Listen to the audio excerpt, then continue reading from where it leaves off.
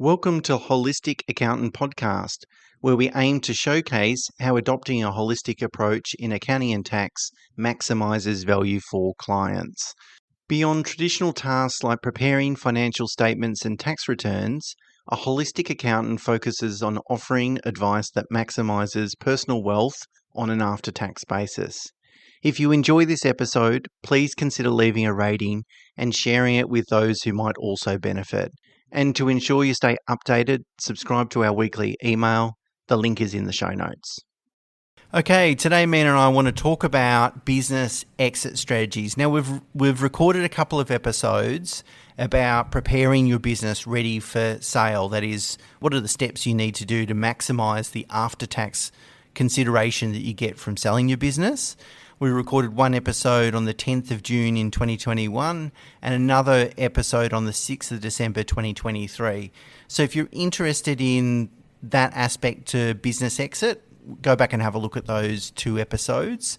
In this episode, we really want to talk about the business exit decisions that impact you personally, both in terms of what you want to do with your time, in terms of if you're sick of working full time and you just want to retire and travel. And then the other element is, financially, what do you need? Do you need to walk away with a large amount in the bank account, or have you already kind of set yourself up? So really thinking about from a personal perspective. And I'll start by talking about kind of the three main options that sort of people can sort of wrestle with it, I guess. The first one is just to retain the business and to remove yourself from it. So if you can retain your business and only work a few hours a week and the business can generate a certain level of profitability, maybe that's the answer. So that you're not actually selling it, you'll still enjoy that income stream, but you're just working a whole lot less, taking a lot less responsibility and just sort of managing it at a high level. The second option is to sell it and try and maximize every single dollar that you're going to get from the business. And the third option is if you really love the business and you love the product and you love the staff and you really want to see it thrive beyond your ownership or beyond your involvement in it, well, then maybe it's really about a succession plan and kind of handing that business over. And in that situation, maximizing sale proceeds isn't necessarily the top item or the most important item. So I'll talk about the first point in terms of retaining a business as a passive income stream. Now, if you're an owner of a business that's very actively employed in the business and the business heavily relies on you, well, stepping away is not really going to be a good opportunity for you, or a good option for you, I should say, because it's not going to really provide a passive income stream, because it's really you that's driving the income and profits and so forth. It's really the individuals or the businesses that have, or the owners who can put in little effort but still yield big profits. That's where you would basically, even if you get a 6 times multiple for your business, you wouldn't even sell it or consider selling it, because if, we came across a client the other day who only works 4 hours per day, and was it 4 hours per day or per week? 4 hours per week, in fact. Per week, yeah. Oh wow. And generated about $1 million of profit per year.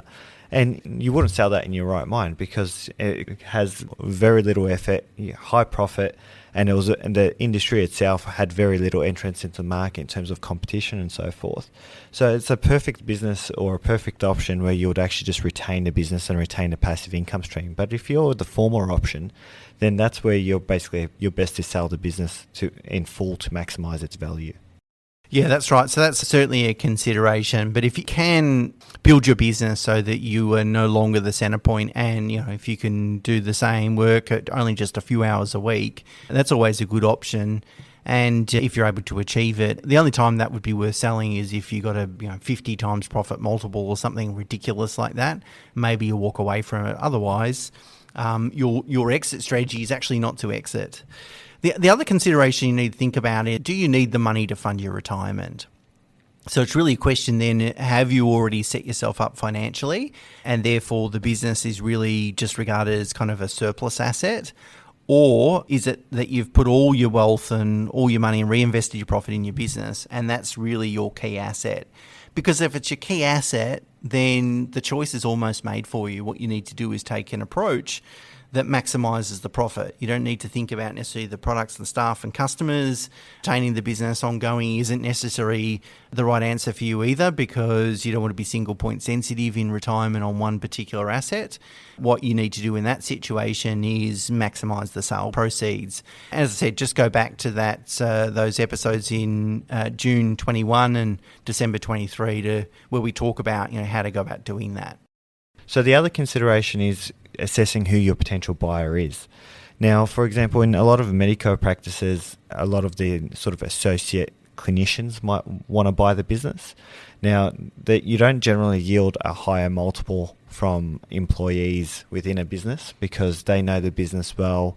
A lot of the goodwill can be argued that with the it could be with the dentist that's buying from the dental owner because they've wound back their hours, and the dentist himself has a lot of goodwill with the current patient base and so forth. So it's really about assessing who your buyer pool is to maximise the best value out of the business. So if I use the dental example again, if you can sell to a corporate listed business, then you're going to yield a much higher multiple than what you would if you were to sell to an associate dentist. So it's really important to try to assess who's willing to buy your business to maximise the best value out of it. And again, this all links back into, it's sort of multifaceted. So if you need the money, if you need to maximise the money, then obviously selling to an employee is not really going to be the best option for you. So that's why a lot of this is sort of driven by your personal circumstances and desires rather than necessarily all coming back to dollars and cents. The other thing is to think in advance as well and do some advanced planning. So, if your strategy is to maximise business value, and what you need to do in order to do that is sort of scale the business, put some more management in place to sort of replace you, to reduce your working hours in order to really maximise the multiple, then that's something that you're going to need to start working on maybe 5 years or more in advance of wanting to sell. If you're single point sensitive, so if you're a key person in the business, maybe selling it now and agreeing to continue to work in the business and transition to the new owner for a number of years could be a way of maximising the sale proceeds. If the strategy is to hand the business over to, some key staff that are in the business so that it has that longevity, well, again, building that succession plan out and gradually sort of handing over and selling down gradually your share of the business, could a decade or more in play to sort of make that work in advance. So having some forward planning is really critical. I mean, it depends on what your strategy is, but thinking about these things maybe a year before you want to retire, a lot of people leave it at the last minute. Thinking really in sort of decade increments is very worthwhile. And the final consideration is timing. So when do you want to retire? And in a lot of businesses, especially in those key person scenarios, the owner needs to stay on for a period of time after they sell the business, to help the new owner with the operations and the transition of the relationships and so forth. So if your plan is to retire in 5 years, for example, it's common in your industry to stay on for 1, 2 or 3 years, then you probably want to sell before the 5-year period because you know that you're going to have to work for those additional years. So it's important to consider that, and that ties into what Stuart was saying before, don't leave it to the last minute. Assess your situation, assess your financial plan as to when you need the funds and when you would actually like to retire. And you've got to think about, what are you going to do after you've sold the business or after you've walked away from the business, handed over, whatever it is. What are you going to do with your day? Because a lot of people think, well, I just don't want to sit around at home. There's, you can travel and do things like that, but there's only so much travel that you can do. So you really need to be honest with yourself and work out where are you going to spend your time. And in fact, for some people, being semi-retired, really for as long as they could possibly do it, suits them best because it still gives them something to do, something to sort of stretch them, grow them. They can coach people and pass on their knowledge and so forth, but still enjoy a better balance between their social life and their working life. So that sort of semi-retired option is, I think, a lot more popular these days, and something as a business owner you can think about how do you implement that so that you're able to take that approach. Okay, lots to think about with this topic, something to consider, as I said, 10 plus years away from actually wanting to implement it. And hopefully that's enough food for thought. And until next week, bye for now.